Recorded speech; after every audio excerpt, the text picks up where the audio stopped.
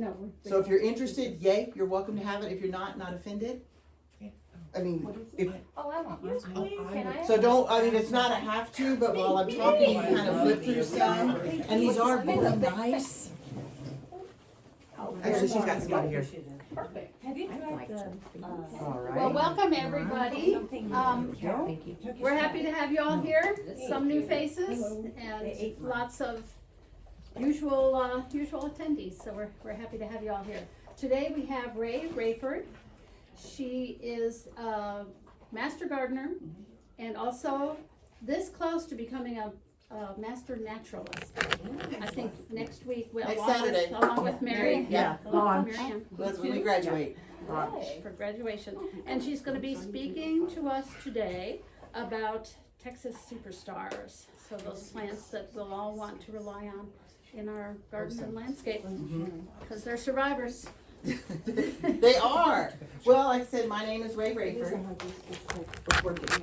Okay, I'm hoping to go through a little bit of earth kind. I don't know, you all may have had a lot of that. I also present in our education class, so Pat's gonna hear me a couple times. I roam, and she's trying to film me, so good luck with that. And I gotta be a Vanna too. But so earth kind, except I'm gonna do a little bit about earth kind, the Texas superstars, which in your book, if you'll see, it's broken down into annuals, perennials, woody shrubs, trees, and your specialty plants, which is basically edibles.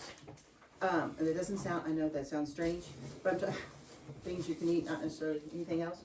And then a quick summary. Oh, it does. I am a master gardener. I'm a retired science teacher of about, it's at least 30 years. Mostly middle school, 8th grade science, the really smart ones. So I've done a lot of chemistry, physics, life, earth, space. Love learning. I'm also a member of NIPSOT, the Native Plant Society of Texas, which if you're not a member of that, that's another good organization. Like she said, I'll be a master naturalist next Saturday, official. So I stay busy. Like I said, I've only been certified a couple years in master gardener. Once I retired, then I was able to spend more time on the garden end. So on earth kind landscaping, be good.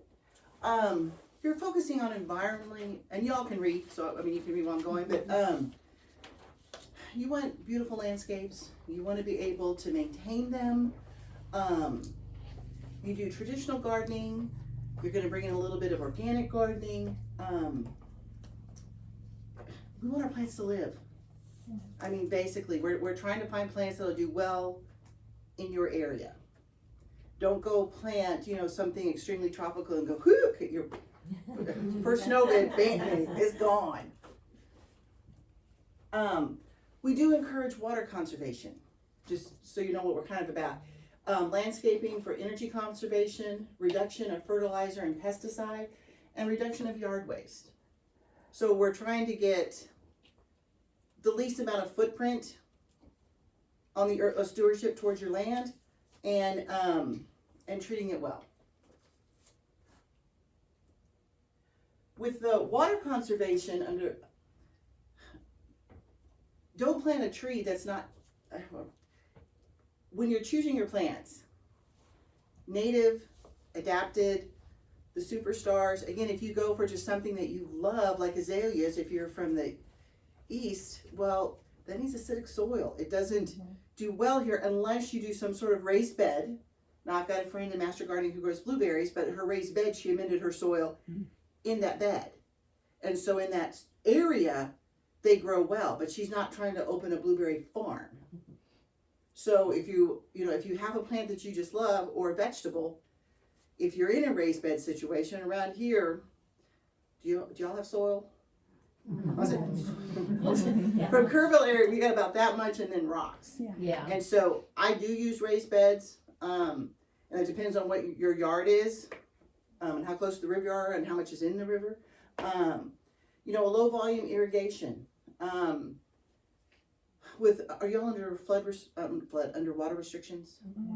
Stage 4. It doesn't kind of fluctuate. Depends on where you live, but yes, I am. Depending on where you are. Yeah. And so I know in our garden over at the Demo Garden, the Master Gardeners there at Kerrville, we switched over to a drip irrigation. Right.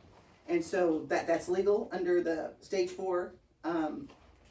We took all the emitters off. It really wasn't that hard to convert, and it's something we needed to do anyway. And when we researched it, that was really the best way to go and the most effective for the plants. If you've got a sprinkler system, audit it from time to time. I mean, you get like a little tuna can empty, put it out there, see how much water is actually collecting in that and how much is waste and where it's actually going.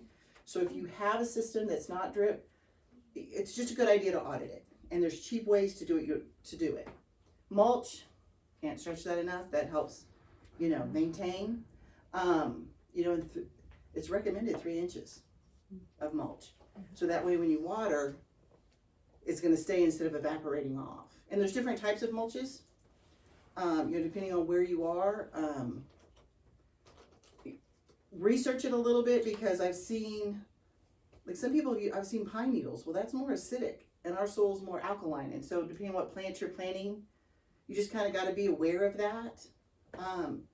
Your big box stores, sell all kinds. Just kind of look to see what's good here.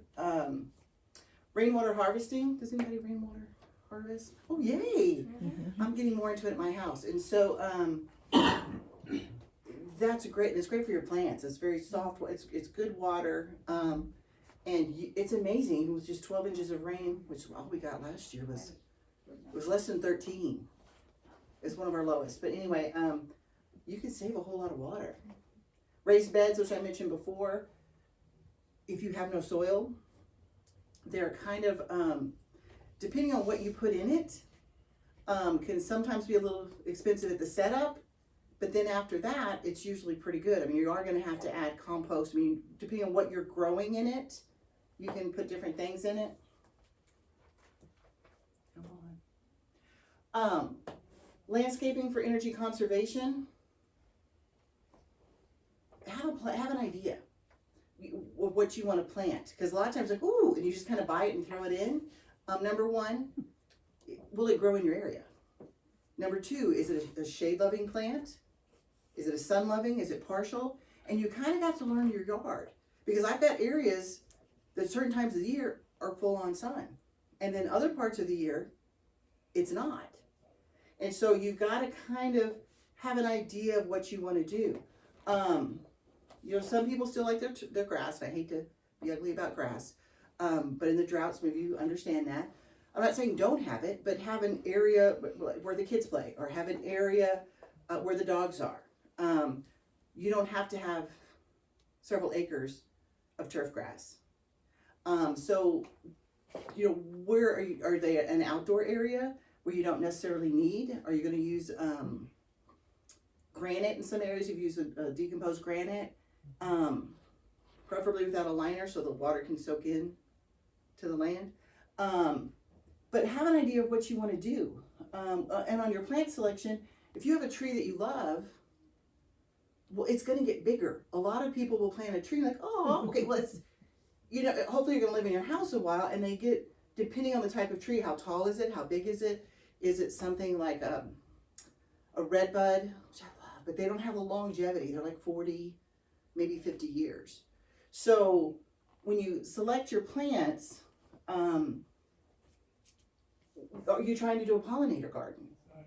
Get plants, hopefully native and adapted, that do well here, and you can set up an area there. So I'm not saying you have to have it planned out perfectly, but the biggest one are trees. People forget how big they get. And then you throw a whole lot of shade. And then what you planted 10 years ago is not doing well, because what was once in sun is now in full shade. So things to consider. Soil improvement, are you going to add, especially for gardening, compost? You are not going to change the pH of your land, but wherever you're trying to grow something, have you composted, have you mulched? Is there certain types of fertilizer? What are you going to need in order for that area to succeed and to be less frustrated? And again, I can't stress native, adapted, and these Texas superstars. The reduction of fertilizer and pesticide use. And again, I'm still kind of under the earth kind. I haven't gotten to the Texas superstars yet, but just things to keep in mind. some people want to like kill all insects. Some insects are very beneficial.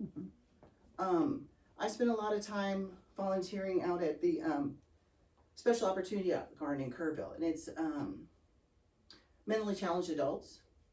And so when we're out there gardening, which they love, we're their favorite ones coming out there all the time, they want to kill everything that's out there. I'm like, no, we have to have a little lesson that, you know, they like ladybugs, but ladybugs are good. Certain insects are going to help your area thrive. Not all insects are bad. So there are a lot of beneficials in the garden if you give it time. Fertilization, again, depends on what kind of plants you have in there, especially if you've got vegetable gardens, they tend to need a little bit more. An integrated pest management, if you're going to have to use something to get rid of like fire, I mean, there's certain ones that are pretty much pests. Well, read the label, especially with the pesticides. Don't go, oh, a capful per gallon. 10 will kill 10 more. Be very careful. That's where people get in trouble with this, is because they're like, oh, more's better. No, it's been formulated, and look at what it's formulated for. A lot of it's per acre, not per your small area. You gotta convert it. So you do have to pay attention to that.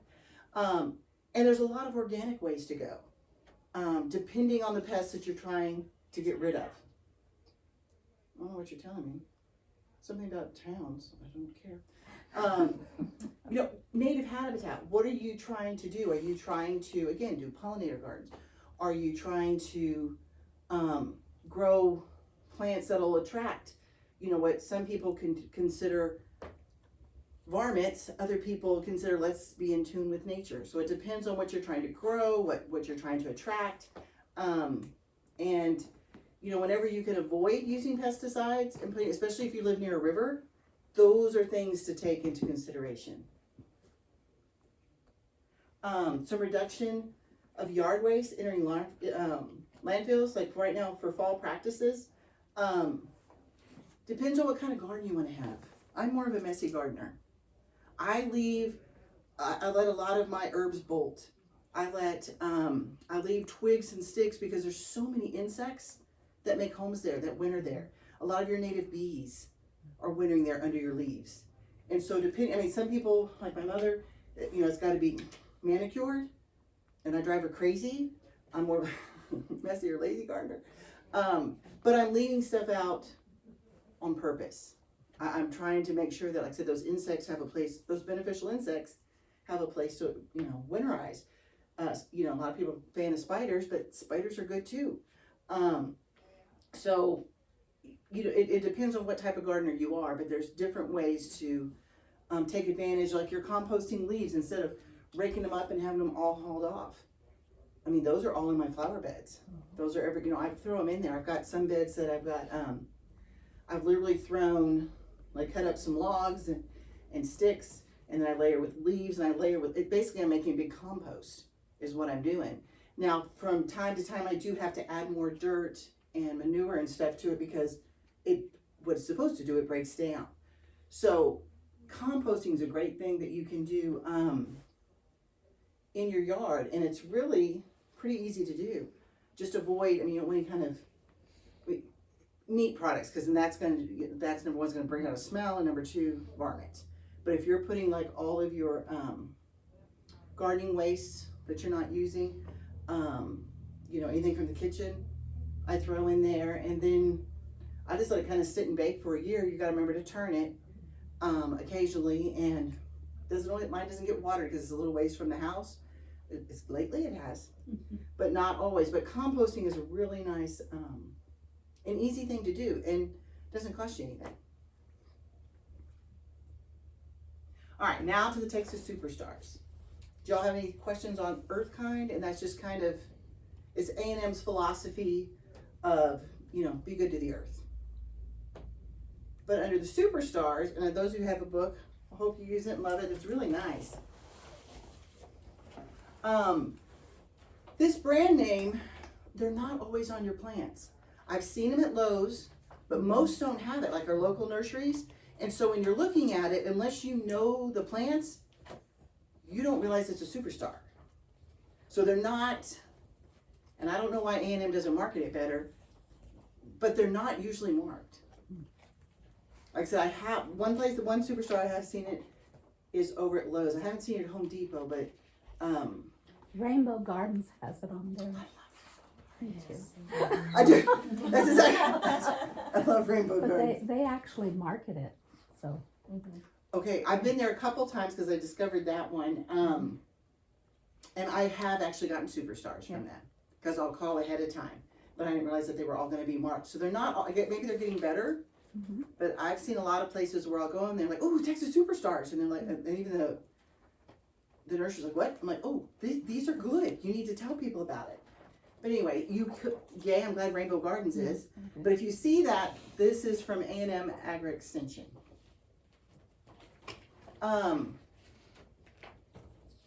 With the superstars, these are plants that are grown in soil that is not amended, and these are not plants that are babied. They don't get extra water, they don't get extra compost, they don't get extra, talking to for a little carbon CO2 exchange. These are just grown in fields, and I'll show you the main four that they use, and those that live, we plant, they usually run 3 to 5 years depending on the plant. And if they're living and thriving in Texas crazy conditions, between drought, snow vid, the different types of soils, they don't use pesticides. Like I said, they use whatever water is required. Unless it's drought, they might give a little bit more. Otherwise, they try and go with what you get. That's what's nice about these plants. Take into consideration, those that were tested in East Texas have more acidic soils. We're very alkaline. So some of those that do extremely well, they've got some citric mandarin in there, which I'll show you. I would put those in containers. They'll do well, but I don't know necessarily planted in the ground. That are a little bit more tropical, but they've grown well in Texas down the valley. But they can grow well here in containers. I've not tried them yet, but I've been told that. But it is all research-based is the key thing behind this. And Lubbock, San Antonio, College Station, and Overton are some of the 4 key areas where they're growing, trying to get different places around the state to test the same plants. Are they all growing here? And so when they test it, again, it is research-based. There's some other ones smaller that they've used, especially colleges and that would like to test, and sometimes some ag extensions. But these are their big fields where they're doing their big research. And again, different areas of Texas, because as you know, we're huge, we're varied, soil conditions are different, it's all, we're not just, Texas isn't one thing. That's why we love it. It's founded in partnerships between research, industry, and the extension offices, because industry wants to make money. So, they want to sell these superstars. That's why it's research-based, and the extension is basically through A&M. I think it was 89 was the first big promotion of the bluebonnets. And, those are doing well in our state. If we had a scarify, anyway, they're doing well. Okay, when they're looking for the Texas superstars, again, like I said, you can read a lot of this, but it's got to be attractive. They don't, who wants to buy an ugly plant? Are they able to survive our Texas heat? Now that Snowmageddon, not much survived. I lost some pecan trees that are native to that one, but they're trying to find the best, the best plants possible. Are they disease and pest resistant? And they need to do well for, when I say master gardener, that just means that no, it does not imply a master. It's kind of like when you get your master's in education, you get a little bit more education. It's a lifelong journey. I'm learning stuff all the time. But anybody should be able to grow it. If not, then it's not a good plant. So, that's the premise behind these. Deer proof is a bonus. Beers don't read signs. They're like, oh, I'm not supposed to like this. And in different areas, they eat different things. They kind of go nibble everything. And then they'll go back, and with this drought, there's like, they ate my okra. I'm like, nobody likes okra. Except me, but, they're getting into some crazy stuff. Sorry. But, the deer, we're trying to deer proof our fence. But anyway, they're coming in and eating stuff they've never eaten. They're desperate. So realize deer proofing is, we're trying, but deer is, and it depends, are you talking white-tailed deer? You're talking axis. Once you get the exotics into it, that's a whole nother mix. I mean, we think white-tail, but there's others. These are pretty easy to propagate if any of y'all propagate, because I'm doing some at the house. I'm testing that theory, and actually it's working out pretty well. And because they want to be able to have it on demand. And some plants kind of come in and out. It depends on who your nurseries are selling. And if you've got local ones, you need to ask them for Texas Superstars, because I've asked that a lot in the Kerrville area, and they're getting a lot better about doing that because we have a market for it. You want it attractive. It needs to sell itself. Those are the main things that they look for. Handbook I gave to you. There's not a whole lot out there. Like I said, I was able to secure quite a few through my training, but they're not going into print, which I don't understand. A&M's not printing them, but we don't know when, so you win. When you get in your book, it's divided into annuals, perennials, perennials, woody shrubs, trees, specialty plants. Now there's also another book, which I've got in there, I'll pull out in a minute, native and adaptive plants for Central Texas. I don't know if you'll have that. It's one similar to this. You can get all the ag stations, ag extension offices. Some nurseries are like $2.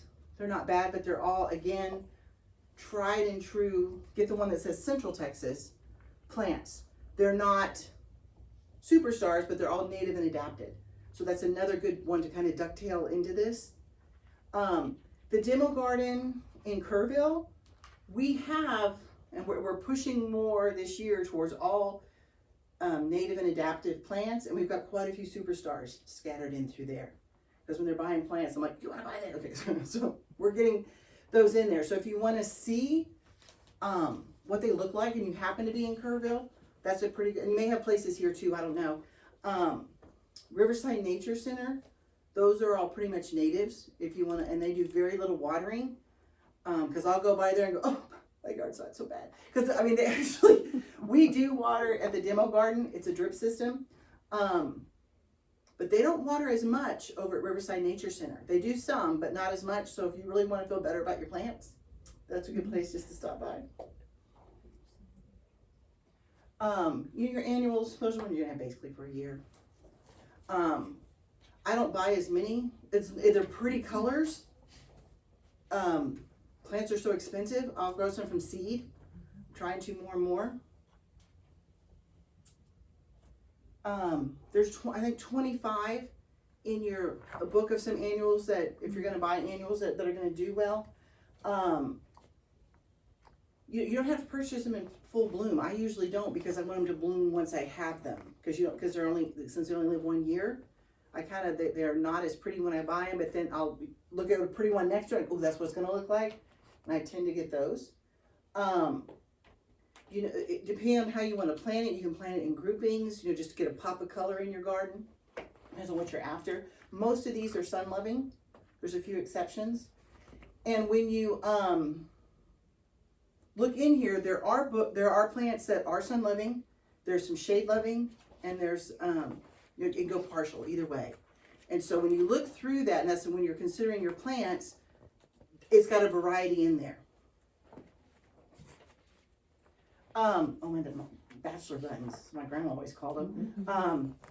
But those do well. They grow in full sun. I've done some in containers. Again, because my soils my raised beds all have vegetables and herbs in it, but I might make some more and then put some of these in there because they're pretty. I like them. And they do pretty well in most soils. My grandmother always had them, my great aunt, in her yard all the time, so they do well. Whopper begonias. Mine are mostly in containers. I've not put them in the ground, but I've known others that have had really good luck with them. They tend to like shade a little bit more. And again, it's going to depend on your yard. It looks like deer candy to me, so I usually haven't hanging basket, so they just gotta work for it. You know, but if you've got a deer-proof fence and can put them in the ground, these are good plants. I'm kind of letting you read some of it, but the alyssum, yeah, the white stream. When they've got the quotes on there, these are ones that are more cultivars that they've manipulated a little bit, trying to find the best varieties. You know, we're trying to get more drought tolerant. We're trying to get, you know, showy, colorful flowers. We're trying to get deer resistant. But most of the ones are really pretty flowers, not so much. But they're fragrant. Like I said, I have done these. Again, I do a lot of mine in containers because the deer have just found my yard since the drought. And like I said, but you can, like I said, some people are planting them in the ground and having a lot of success with them. The Laura Bush petunia, I grew some of those from seed this year that went real well. But again, I'm trying more from seed for the annuals, but I'm looking at they can do well in the alkaline soils, which those do, and they're really pretty. They're pretty much, yeah, spring to frost. And I'll know next year if it came back. The annuals, I'm not betting on it, but sometimes you get lucky. Some are biannuals, these aren't, where they'll bloom twice. The perennials, they're tropical plants, but because they're here, we kind of grow them as annuals. And sometimes they do really well here. And they're not just an annual, they'll come back year after year. It depends on how sheltered it is, you have wind breaks, and how much direct sun are we getting. I think there's 9 in your book. Again, hill country, we get a little cooler there. I don't know how you are here, but we tend to, we're always cooler than San Antonio. Yeah. Especially on hunt. And so we're a little bit more cold sensitive. So it just depends. The Brazilian skyflower, that's come back several times in our demo garden. And so where it's located, it's happy. You know, and sometimes, and even in our demo garden, we'll have something pop up and and it's happy, so we let it go. We had some pleasant surprises. We had several things last year after the big snowbit thing. Things were popping up, and we're like, I didn't plant that. And they're like, oh yeah, but so and so planted that years ago, and it came. Wow. It's crazy, and it's like, okay, well, we'll let you. You know, you're happy. I'm not gonna kill a happy plant. Pride of Barbados. Mine did not come back. I had it there one year and it didn't, but others are having a lot of luck with it. I know I've got friends in Fredericksburg, but again, just they're a little bit different soil than I am. The one in our demo garden, that one did not come back, but one with the green flowers did. I'm like, who y'all planted that one? Like, no, we did not. Okay, it was it popped. Someone who had been in charge of that section years ago thought it had died, planted the other Barbados in it. That one didn't come back. Well, this one popped up. So, you know, you've got to try it. And so, like, some people are getting back year after year after year and doing well. But between the crazy cold weather and then the drought, and it depends on how long you've been established. Now, if they've been in your yards for years, they may come back every year. They do. You know, it just depends. Can I ask a question? Yes, ma'am. On that Pride of Barbados, does it do better in the ground than in a pot? Yes. Yes, those who've grown it, they come back, they're in the ground. Okay. They spread. So typically, because in Bandera, right across from the post office, they have a plant there, and then they always cut it down Yeah. before the freeze. Yeah. Yeah, that's what we do. And you can get the seeds off the ground. yes, But I haven't planted them in the ground yet. I've just kept them in pots. I probably wait till they get a little bit bigger and a little bit, but then I would You're saying transplant in them. the spring to pot them? A lot of times falls, but that's See, time that's for most what I of always them. thought. We have Plant- tons of Pride of Barbados. Do and you? it keeps coming over and over. Uh-huh. And what we do is we take, or my husband takes the seeds, he puts them in, you know, small little black pots, and then he babies them and waters them, and as soon as they're sprouting, we'll even sell them at our plant sale for the garden club, or you just put them in the ground. But the thing about it is I tried putting some in a pot just for an area for decor, and he kept saying it's not gonna work. It's not gonna work. Because they really like to be in the soil. They Is really it do. too cold to plant them now? I would say, well, because you know, like we're gonna have we're back gonna be back up to 70 or 80 Yeah, or 90. we're back to warm We'll weather again. plan it, he'll put them in the ground anytime, Okay. he really will. I've Now, had like, them- I've had them for several January, years in the February, pots. no, that's when we're starting to cut down. Yeah. Okay, But the other thing that they are is, oh my God, butterflies go crazy. Yeah. Yes. They do. So, okay, well, I'm gonna try it then, cause I figured, well, I've had them in pots for 2 or and I 3 have years. 2 planted in rock with the deconstructed granite, Mhm. the crushed granite and stuff. And we just dug under until we found a little bit of soil, and he said, well, let's just try it. And they're growing great. Oh, good to know. Yeah, Thank you. so they're not picky.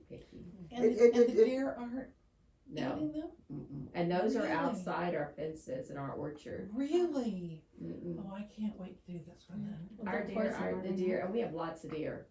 Poison? Toxic, or are they toxic? I don't think. No, I don't think I so. know they I grow don't- bandera right across the post office. I know and our deer dog always leaves come them around, but alone. They might nibble a Yeah. little bit, but I don't see. I don't know that to be. I'd have to. But like I said, and they can grow well. I said mine just happened not to come back, and so it just proves I got awful soil in my yard. But you know, and other people have luck, and they grow well.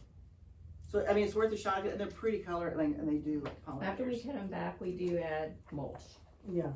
We mulch them, Mhm. and then they come back really good. And the perennials, those are really more my favorite because again, for the messy, lazy gardener, they're popping up next year. Yes, you know, I might have to replace a couple, but it's easy gardening once you get them established. There's 21. To me, it's the most color and bang for your money. You know, cut back, fertilize often. They bring in a lot of the good guys, a lot of the, you know, all those beneficial insects. They're bringing them in. And there's just a couple examples, which you've got several in your book. Turk's cap, I love. That can grow in the sun. That can grow in the shade. It's a native. It comes in, I've got some pink that I really enjoy, as well as the red, and there's even some white. Are they deer resistant? No. Deer eat mine up. They can't. They've left them alone this year, but they found other little things they like to nibble on. And the problem is, I've got a dog. I've got a lab that's about 10 years old, and he likes deer. So he's like, come on. He invites everybody in the yard. There's like, I'm like, we don't like that cat. And he's like, oh, I'll go bark at it. I'm like, that's not even our cat. But yeah, so my dog is not a deterrent, but they've left it alone, but they tend to like it. But you get so many pollinators coming in there, and again, they're shade or sun. In the shade, more foliage, probably a little bit less of the flowering.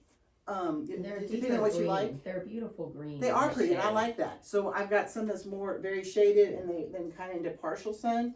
And the ones that are more in the partial sun, they've gotten taller, bigger, a little bit more showier flowers. The other one in the shade, a little bit more compact, lots of foliage. Depends on what you like, but that's a native that does well here. And like I said, it comes on colors. Lantana, that does well, and that will like take off. We've got quite a bit in our demo garden where it just kind of goes whoosh. But I do far less watering in my yard because I'm kind of like, you're gonna be tough. It's gonna be tough to be a hill country plant. But it does well. And it likes full sun. Tangerine Beauty. It's the trumpet vine is an invasive. It's got beautiful flowers. I've got one my grandmother planted because my house is over 100 years old. Long time ago. So I kind of keep it more, and it runs up this tree, and I kind of try and keep it in check because she planted it 100 years ago. But this is a lovely alternative because it's not invasive.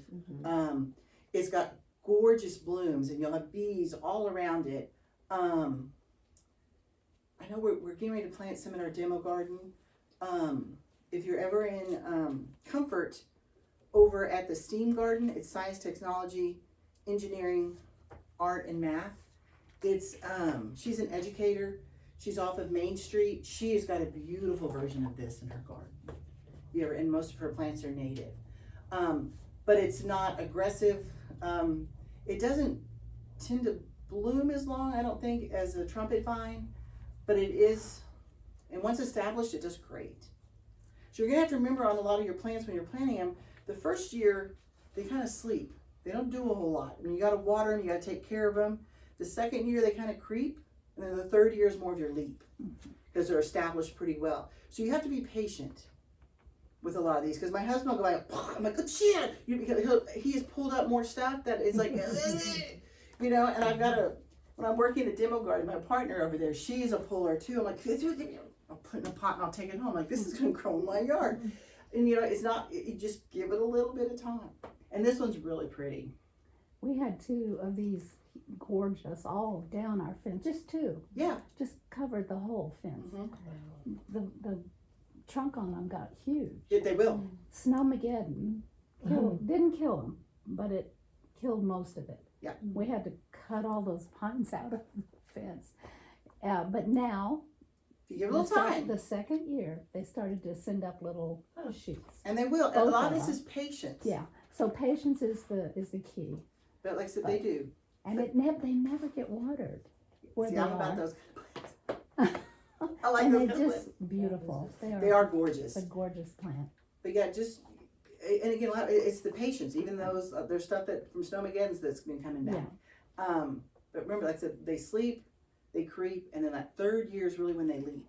If you've got the patience, and then at that point, you don't have to do much care with them. They're just going to take off and go on their own. The first year for sure, a little water, a little extra love. You know, second, third, you're pulling back, and after that, you should be good. Henry Jewelberg, that's another one that's real pretty. It's kind of, it looks like a mealy sage, but it's not. These were discovered, yeah, these were by Greg Grant, I've met him. He just went to cemeteries all over the state of Texas, and he found all these plants that were growing in old, like people had planted a long time ago, and this is where he gets a lot of his plants. Is he literally just goes around the cemetery, gets the seeds from plants that he liked, and these have become some of the that they thought were gone. But this you can find pretty readily around. I planted quite a bit of it, so we'll see, you know, how much comes back. And again, it's finding the right spot sometimes in your yard, because I've had to move things around because depending on how much sun do we get year round in that section. But I've planted quite a few of these, and they like full sun. And one, I'll see if it's going to come back, because I do get a little bit of shade during different parts of the year. But it's done real well. When you're trying to establish those, how often do you water? Like this summer, how often did you water them? I have hanging baskets above them, so when I do the hanging baskets, I multitask. And so then what comes off of that, they're pretty much getting, like when it overflows a little bit. But it says zone 7. Is that okay? They grow well here. We've had them in our demo garden. I've had them in my yard. They've grown all summer. So I'm hoping to see what all comes back next year. And again, I'm going to figure out, is it the plant or the placement? Because, sometimes you got to kind of do a little bit of looking around your yard to figure it out. But those have done well here, and I've seen them all over the hill country. By hardiness, do they mean zone 7 and below are good, but above is not? Is that what it means? That's where it does It best, doesn't but mean lower only. it can't. Yeah, but that's one where it's done considerably well, but it does well. Lower is okay. I would Yeah, think upper so. can be a little fun. Do you cut those back too? I did not. Okay, so, Okay. well, the deer are attacking mine right now. I know. I walked out there and one had one in its mouth. I was like, you drop it. And it did. It was like, oh. I know. I mean, they're getting into all kinds of stuff. They've kind of left that alone.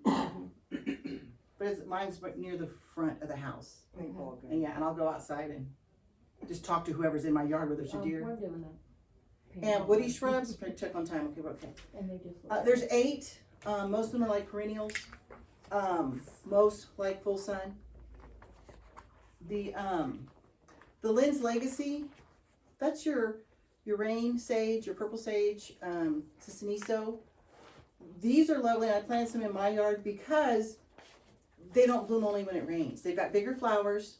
They look like the native, but they do a little bit better, I think. They're showier, if you like. You don't have to wait just for rain for them to go. But those I've seen at different nurseries. Are any of y'all master gardeners? I know you got one in training. I am, but I don't do anything with it. Well, if you're active, you do get discounts at nurseries. Just saying. 10%, the one in, what's that one called? Marble Falls, 20% discount to master Wow. gardeners. Wow. Okay, they're a little pricey, kind of evens out, but not, Yeah. but, cause I was up there one day, I'm like, 20%. Okay, that's a bad thing for a gardener. But, they do, and I know Pat, I think you're gonna, you're gonna be in our class next year. There are some openings, if y'all were thinking about being a master gardener, just to put a little plug in. Cause you can commute, which makes it a little bit easier. It is a volunteer organization, and some people, once we met with them, are like, volunteer, okay. It is a volunteer, and they're really actually pretty easy to get. If you're interested, you can call the Ag Extension, cause I know we do have some openings, cause I'm on the committee. Anyway. Do those propagate well? I have not tried it yet. I've got them there. I haven't propagated them yet. They're supposed. I'm going to say yes based on A&M's research. I have not done it yet with this one. But these, I mean, well, if you have a lot of purple sage blooming, you usually, I mean, my grandfather, because that means you've got poor soul. He said that I don't know how long ago. I'm like, Grandpa, he goes. I was like, what's ground? You know, whatever.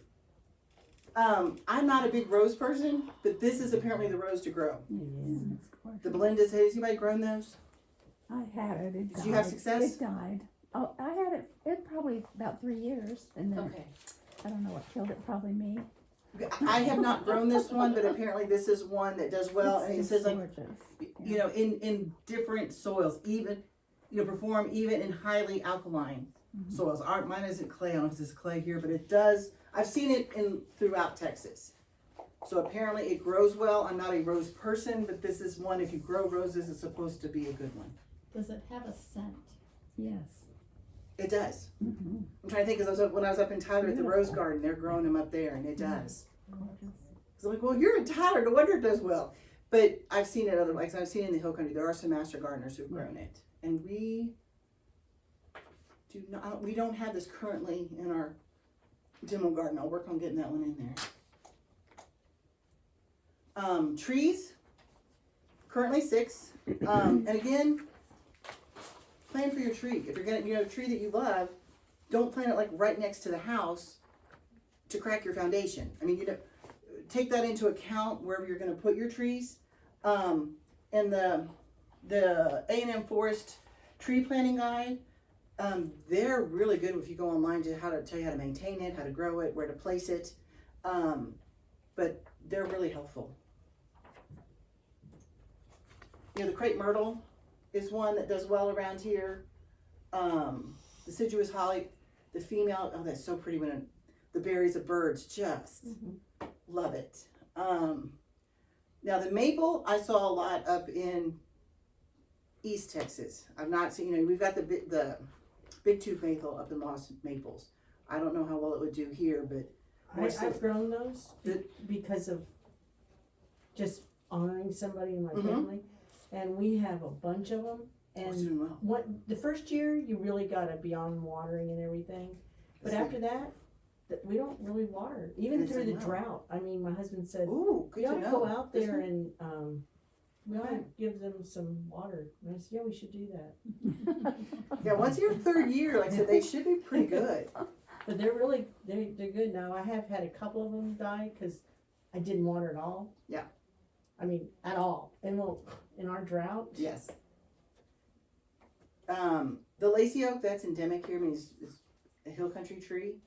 Yep, your oaks do well. Your Chinese pistache, I'm gonna tell you, master naturalists aren't a big fan because it's not native. There's some, you know, controversy in there, but they grow well. I have a question on Mhm. trees. Does the A&M research group do anything with dwarf trees? Any kind of research on dwarfs? And what might be Yes, out? I don't know that they've not made the superstar list, Okay, but yes, they do. I'll go do some more digging then. No, that's too little to read. But your specialty plants, these are plants, you know, and even your orchids, you can eat, there's different parts of the flowers. Everything in here, there's an edible part on it. So if you're interested, I grew this year. The barbecue skewers are just, the stem is really good. So when you pull it off, you can barbecue different things with it. Real pretty bloom, very fragrant. It's kind of listed as an annual. I'm thinking it's because usually rosemary comes back every year, so I think it'll come up. It's coming back. But I've had a lot of pollinators around it, and it's done well. I just tried that variety because it's superstars. And so far I've liked it. If it comes back, love it. I've not grown this tomato. I grew the Ruby Crush. This was a determinate, I believe. Yeah, determinate are going to be more of your bush. Like they'll only get a certain height, and then they're going to bloom. Your indeterminate more viney. They're going to kind of spread out and have a longer growing season. But a lot of these, and this one did also come out of the rodeo tomatoes that they grow in San Antonio. Yeah. And so whatever does well there, eventually some of those, and there's several that have gone onto the superstar list. They're growing other places other than just San Antonio. And this is one of those. If you like this is the Texas Dawn. If you have a water garden, I've had one of those for years. Just different types of lilies that can grow well in ponds and containers. Fragrant, showy, and there's different ones. This one just happens to be a Texas Superstar. And there's different ones. I can't remember which one we used to have, but because I used to coach years ago, I wanted a night bloomer because I was gone during the day either teaching or at a game. And so you can again look at your plants to see when you want them to bloom. There's some that bloom at night, some during the day, and because I like to sit outside the water after being at school and coaching all day, I like a night bloomer. Some new additions that they've added since that book has been published, and they'll do that periodically. Just can resist that one. The Ruby Crush tomato, and I did grow that this year. It is really sweet fruit. It was, it's more of a compact plant, and so it was easy in my raised beds to control. And it did well. And that is one of the rodeo tomatoes. And sometimes it'll be rodeo tomatoes for several, it takes a while before they'll actually get to the superstar list.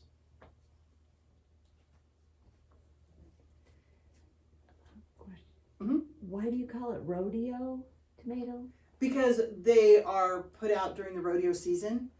David Rodriguez, who is at the Ag Life Extension in San Antonio, who is also in horticulture, he's amazing. I've done a lot of workshops with him.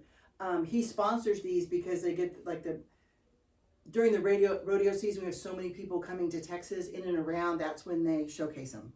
And Rainbow Gardens is very Yes, good they are. about always having the new rodeo tomato. Don't they have one every year, Yeah. right? A new one. Yes, they have a new one. Yeah. And they have like the celebrity And they market tomatoes it, and the yeah. old Yeah. rodeo. It's been around a long time, Right, but it's done well. right. And so you can still find those. This was just one that they introduced into the Superstar this past year. The Mexican white oak, Shibanaray oak, that's more of a common name that I know it under. That's another one that they've listed as a Superstar. Fairly resistant. It's not a Okay, good yeah, thing. because, We have too much oak wilt here. yes. And so, and it's not just your live oak. Yeah. It's your oaks. I know. And so, you're not 100%. So it's fair, you can try it. But that's another one that was added.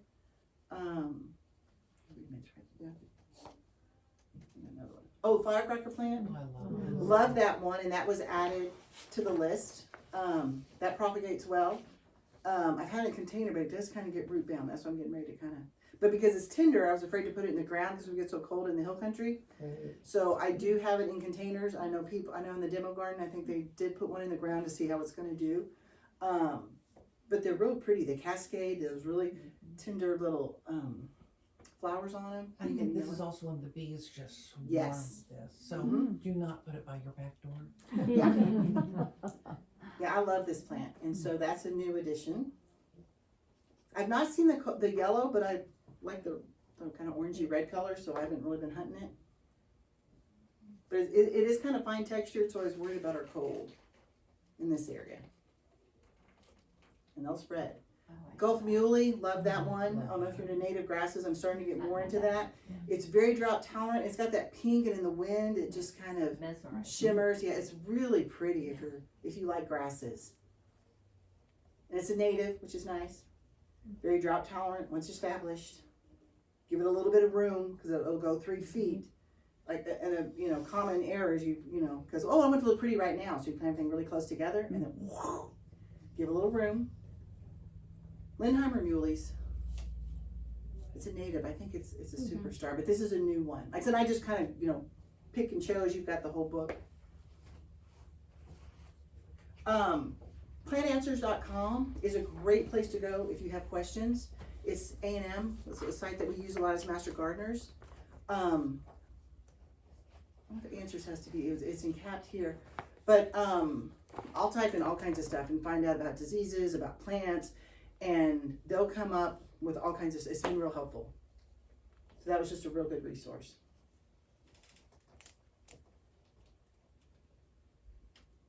If you're looking for one. Yeah, Jerry Parsons was the one that originally came up with it years ago. But it's a good one. And I just kind of added this for rainfall in Kerrville, because I'm from Kerrville. But, I mean, from 2008, we only had 15 inches. We only had a little over 12 inches last year. That's our lowest one that we've had on record. And I tried to call it in today to get an update on what this year is, because it's not quite over yet. We've had a little bit of rain. But just, it fluctuates. So again, when you're picking your plants, if you're planting, in 2016, well, everything did great. You had lots of water. But it does drop off. So just things to consider. And again, I'm sure you're water conscious out here. Look for plants, because somebody, they gave me a tree, and I can't remember what it was. And I was in the middle of doing something, and then once I got it home and looked at it, well, it is not native to here. It needs an exorbitant amount of water. And I'm like, thanks, but no thanks. I'm not going to plant this because I'm not going to spend this much time on a tree that's not a native. Just things to consider. And I think there's another one in here. These are our driest and wettest years in Kerrville. And again, 22 has been our driest on record since 1933. Wow. So it's kind of the top 10 highs and lows that I was able to get through the UGRA. Pulled it off of there when I was at a demonstration. And again, I don't have this year's. And the big flood was in 32. Big 100-year flood. Where my grandmother. So that was 32. So I mean, we're about due for another one. And I don't know what the rainfall was on that year. They didn't have it in there. But just realize we do fluctuate. Take that into account with your water. If you're rainwater harvesting, that's great. I mean, you don't have to use your well water or the city water. But yeah, it just, again, keep that in mind, because a lot of people, and I don't know if y'all are moving like from Houston, don't get that, we're different. And so, I mean, I'm sure you've experienced some of that, because we'll have some people come in the master gardeners going, what do you mean I don't need 10 acres of green grass? I'm like, you can, we're under a drought, and if you live next to the river, you can, pull it. I said, but what are we doing to the whole system here? And so things to consider. And again, I just want to say thank you. You were actually my first demonstration. I put this together like almost 6-7 months ago. And anyway, there were areas were already filled up, so I'm booked for next year. There was another thing I saw yesterday. Did I put it on there? Pollinators. If you're interested in pollinators, it's on the the Texas Wildlife.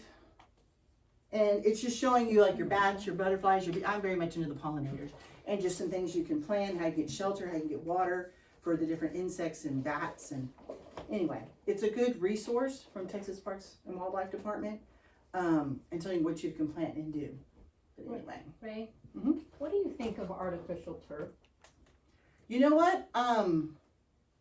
My cousin has it, and she's got dogs.